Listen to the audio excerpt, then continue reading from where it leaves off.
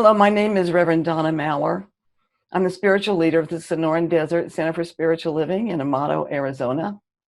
And I'm here on Zoom with our music director, Heather O'Day, and Melinda Much, who is our practitioner of the day.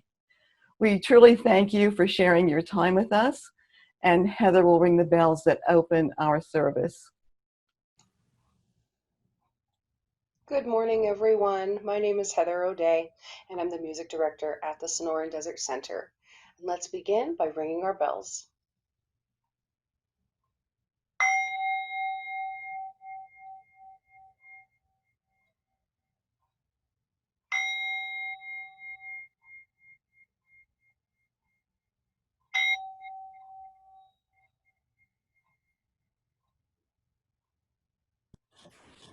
Hello, I'm Melinda. Please join me for our opening invocation.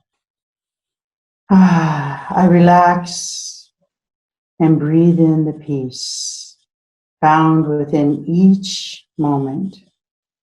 I allow and invite my soul blindness to lift so that I may sit with the beloved and know peace, comfort, and oneness within me, around me, as me. From a place of trustful communication, I turn to divine presence. I listen. I appreciate. My consciousness is open. I share my love, knowing I am in alignment with the beloved. I am grateful for this opportunity to hear the inspirational message and music that uplifts my soul. And so it is. Thank you, Melinda. This is an original chant that I wrote last year. It's called You Are My Mirror.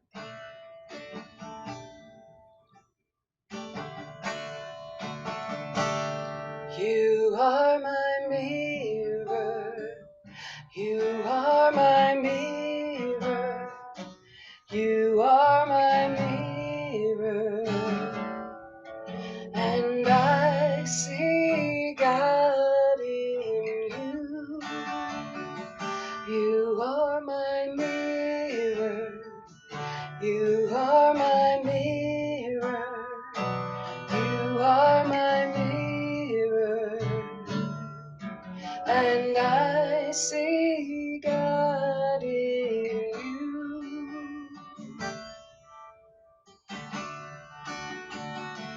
You are my mirror. You are my mirror. You are my mirror. And I see God in you. You are my mirror. You are my mirror. You are my mirror. And I see God in you. Thank you, Heather. Excuse me. All this month, we've been looking at aspects of our spiritual quest. First, for truth, then love, belonging, contribution. And today we conclude with our spiritual quest for the beloved. You know, in our teaching, we don't often use the word beloved. We use things like divine mind, spirit, life, God. But I've always liked it because it personalizes my relationship to spirit. When I was in ministerial school, I was lucky enough to have, as one of my teachers, Dr. Rocco Errico, head of the Neuro Foundation in Atlanta, and one of the nation's leading biblical scholars with special knowledge of Aramaic, the language spoken by Jesus. Scripture quotes Jesus as saying, "The Father and I are one. It is a Father within me that doeth the works." But Dr. Errico said that the Aramaic word that Jesus used, Abba, is better translated as the beloved. The beloved and I are one. It is the beloved within me that does the work. So what is this beloved that we are seeking? Our founder, Dr. Ernest Holmes, says, back of the conflict of ideas, back of the din of external life and action, back in the innermost recesses of uplifted thought and silent contemplation, there's a voice ever proclaiming, "This is my beloved son." Seldom does this voice penetrate the outer world of human experience. Seldom does anyone allow it to perfectly express through him. We must learn to listen for this voice. Call it conscience, intuition, or what we will, it is there. No one need go unguided through life, for all are divine at the center, and all are images of the Most High. So to me, the beloved is that life force, the divine love, peace, joy, from which we are birthed. And because it is what we truly are, we must conclude that we are each the beloved, expressing the beloved. And this quest for the beloved takes us then in two directions. The first is back into our own heart, where we can sense our oneness with the divine, where we can hear that inner voice. And the other is to see the beloved in all of its manifest creation. Henry Nouwen was a Dutch Catholic priest, professor, writer, and theologian. In his book, Life of the Beloved, he writes, he writes, every time you listen with great attentiveness to the voice that calls you the beloved, you will discover within yourself a desire to hear that voice longer and more deeply. It is like discovering a well in the desert. Once you have touched wet ground, you want to dig deeper. And he said that we generally see our life as a continuum beginning at birth and ending in death, and that our feelings of self-worth are tied up in the things that we do, how others think of us, and what we have, our possessions, our accomplishments. And as long as we see ourselves from this limited perspective, we will never be satisfied. Something will always be missing. But as we deepen in our spiritual journey, we find that becoming the beloved is the fulfillment of the life of spirit. And it takes us beyond life and death. It takes us beyond this body in which we are encased. Ernest Holmes says, just accept then that no matter what your experience may have been until now, the truth about you is that while you were born of human parentage, the real you, and he capitalizes you, the real you that came through this human parentage is an original, creative, wonderful thing. You are God's beloved child. This isn't a myth. This is real. So you and I are not just human. We are the offspring of eternity, sons and daughters of the living spirit of life itself. And we are forever individualizing the one eternal life. According to Henry Nouwen, becoming the beloved means letting the truth of our belovedness become enfleshed in everything we say, think, or do. He says, as long as being the beloved is little more than a beautiful thought or a lofty idea that hangs above my life to keep me from becoming depressed, nothing really changes. What is required to become the beloved in the commonplace of my daily existence, and bit by bit, to close the gap that exists between what I know myself to be and the countless specific realities of everyday life. So our spiritual quest for the beloved culminates in first knowing that we are the beloved, and then expressing that belovedness through our life, through our relationships, through our every thought and action. And Pastor Nouwen uses the metaphor of breaking bread as a way of explaining this process.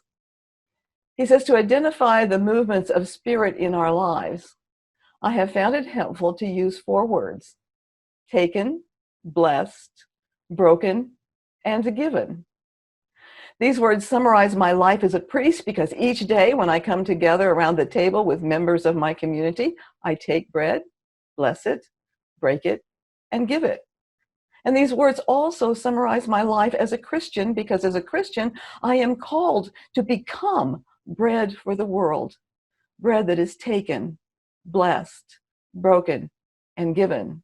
Most importantly, however, they summarize my life as a human being because in every moment of my life, somewhere, somehow, the taking, the blessing, the breaking, and the giving are happening. So today I want to take his words and his ideas and see how we too can become bread for the world, how we can use this metaphor for our own spiritual unfoldment. According to Pastor Noon, we cannot become the beloved unless we first know that we are the beloved. Being taken in this context is more like we are chosen, but not chosen in our usual sense of being chosen over someone else. Every human being, every living thing is beloved. So everyone on the planet is chosen. And not everyone knows it, but our job is to see it in ourselves, in each other, and in every living thing. Pastor Nolan says you must hold on to the truth that you are the chosen one, the truth that is the bedrock on which you can build a life as the beloved. When you lose touch with your chosenness, you expose yourself to the temptation of self-rejection, and the temptation undermines the possibility of ever growing as the beloved. And he says that gratitude is a way of coming into this. It's the most fruitful way of deepening our consciousness, of coming into that understanding that we are divinely conceived and infinitely loved. And we all know that when we choose to be grateful, we continually see new things for which we can be grateful. Gratitude begets gratitude, just as love begets love. And that leads us to the second step in the ritual of the distribution of the bread, the blessing. You know, when Jesus fed the multitudes, he took the bread, he blessed it, he broke it, and he gave it. And what appeared as not enough became food for the entire crowd, with baskets left over. And again, from Pastor Newen, to give someone a blessing is the most significant affirmation we can offer. It is more than a word of praise or appreciation. It is more than pointing out someone's talents or good deeds. To give a blessing is to affirm, to say yes to a person's belovedness. And more than that, to give a blessing creates the reality of which it speaks. A blessing touches the original goodness of the other and calls forth his or her belovedness. There's a very sweet story in Song of the Bird by Anthony DeMello. I was a neurotic for years. I was anxious and depressed and selfish. Everyone kept telling me to change. I resented them and I agreed with them and I wanted to change, but simply couldn't no matter how hard I tried. What hurt the most was that, like the others, my best friend kept insisting that I change. So I felt powerless and trapped. Then one day he said to me, "Don't change. I love you just as you are." Those words were music to my ears. Don't change. Don't change. I love you as you are. I relaxed. I came alive. And suddenly I changed. Those words from his friend, "Don't change. I love you just as you are," was the blessing that this man needed to call forth his own belovedness. So when you and I live as the beloved, we will no longer stand in judgment or criticism of others. We will be able to love everyone as they are, and that very act will touch something deep in them. Mr. Nowen says the blessings that we give to each other are expressions of the blessing that rests on all of us for all eternity. It is the deepest affirmation of our true self. It is not enough to be chosen. we also need an ongoing blessing that reminds us always that we are guided by love in every step of our lives. And that leads us to brokenness. The bread is taken, chosen, blessed, and then broken. And as a metaphor, this is all the places where we are or have been broken. All the wounds and scars, all the feelings of being unloved, all the experiences of disappointment, failure, hurt, and all those experiences of deep loss. He says our brokenness is truly ours, nobody else's. Our brokenness is as unique as our chosenness and our blessedness. The way we are broken is as much an expression for our individuality as the way we are taken and blessed. Yes, fearsome as it may sound, as the beloved ones, we are called to claim our unique brokenness, just as we have been to claim our unique chosenness and our unique blessedness.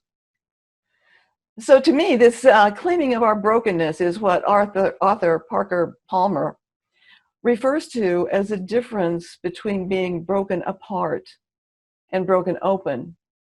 A broken apart heart holds terrible loss, devastation, misgivings, fears, resentments, sometimes hate, and sometimes self-loathing.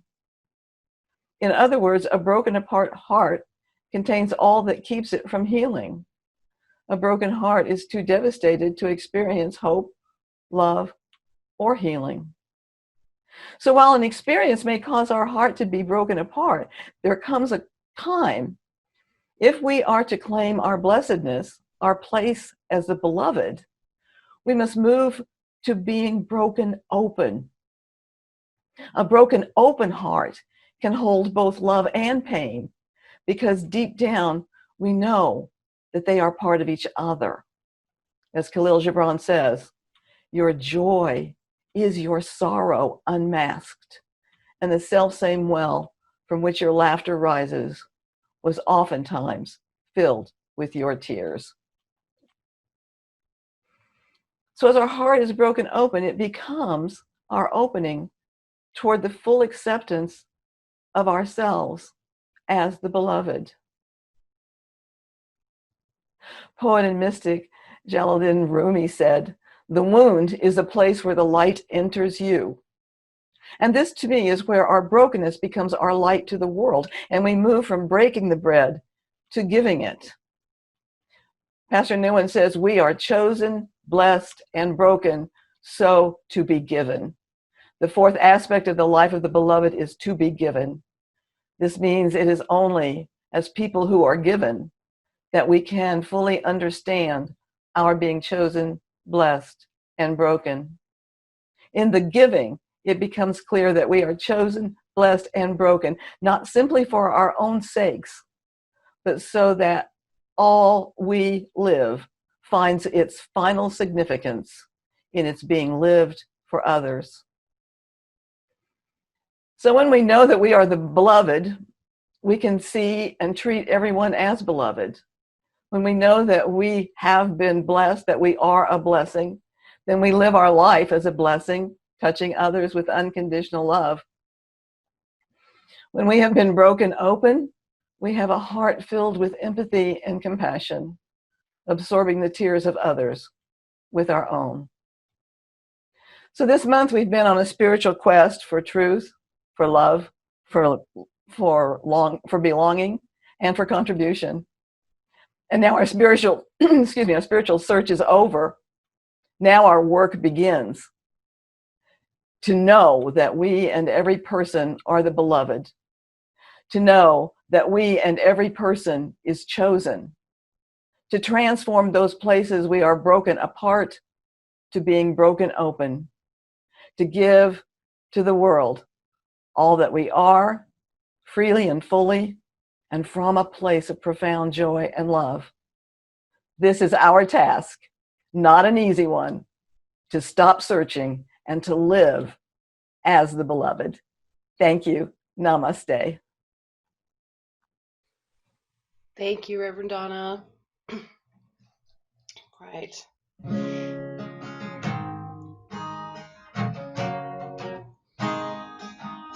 about it, there must be a higher love down in my heart or hidden in the stars above.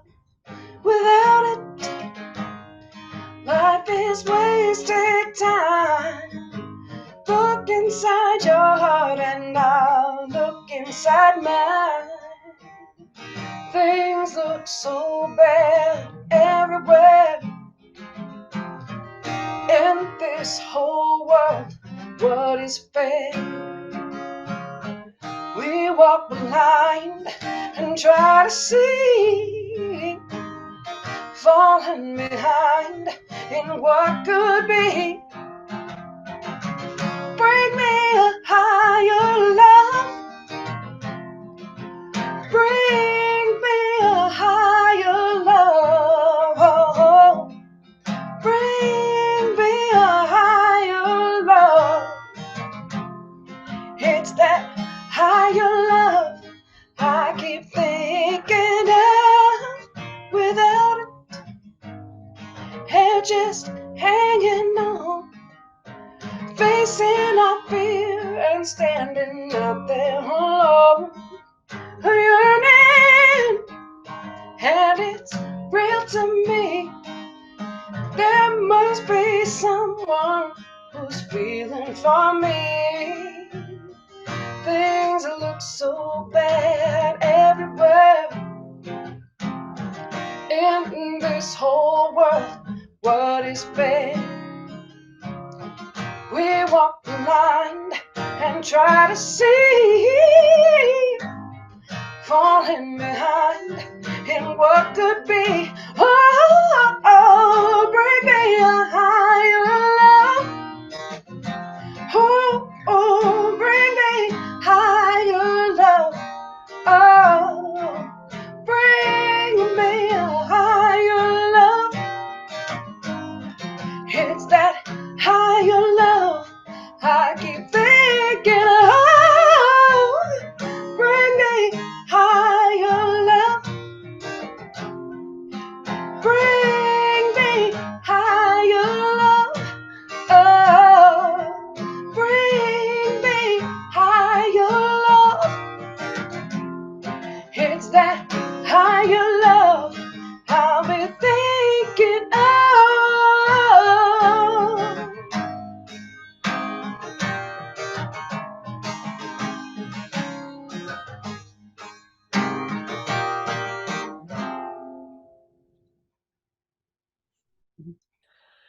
Thank you, Heather. That was gorgeous. And thank you for joining us today. If we were at the Sonoran Desert Center, this would be the time in our Sunday service where we would share our offering with the affirmation, "My gift goes forth to bless and prosper all it touches. It is evidence of my conviction that God is the source and substance of my supply. I share generously of my good, knowing that it returns to me abundantly." And so it is. We would like to continue our messages and would appreciate your financial support. Please visit our website, www.cslaz.org, and click on the donate button. We thank you for your consideration. And now I turn our service over to Melinda for our closing affirmative prayer. Thank you, Reverend Donna. Beautiful message. Thank you, Heather. I'm so uplifted. Wow. Whew. So in closing, once again, I center my being in the divine world of truth. Here, I become the observer, noticing all parts of myself, including when I turn away from my perfection and connection. I can choose to turn back, facing my beloved. I become empowered by the wisdom and truth of this sacred perspective. Let me always know the love beneath every disagreement, and within forgiveness is the ability, the desire, the pull to remember who I am. Awakening results from a continuous process of transformation of the energies of all forms of separation, moving me back into my heart. I now choose the higher love, the higher vibration of sitting with the beloved. I let go and I let God. I let it be. And together we say, and so it is. Thank you and namaste.